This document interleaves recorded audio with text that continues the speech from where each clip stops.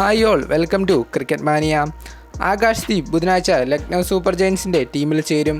വെള്ളിയാഴ്ച മുംബൈ ഇന്ത്യൻസിനെതിരായ മത്സരത്തിൽ താരം ലഭ്യമായേക്കും.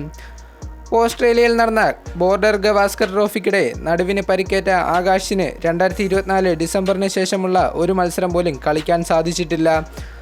അദ്ദേഹം ഇതുവരെ LSGയുടെ അരങ്ങേറ്റം കുറിച്ചിട്ടില്ല. അവസാനമായി താരം T20 കളിച്ചത് 2024 IPLലാണ്. 2022 മുതൽ RCBക്ക് വേണ്ടി 8 മത്സരങ്ങൾ കളിച്ച അദ്ദേഹം 7 വിക്കറ്റ് വീഴ്ത്തിയിട്ടുണ്ട്.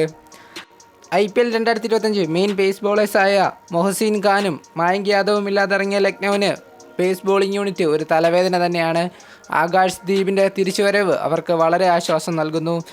IPL 2025 മെഗാ താരലേലത്തിൽ 8 കോടി രൂപയ്ക്കാണ് ആകാശ് ദീപിനെ ലക്നൗ സൂപ്പർ ജയൻസ് ടീമിലെത്തിച്ചത്.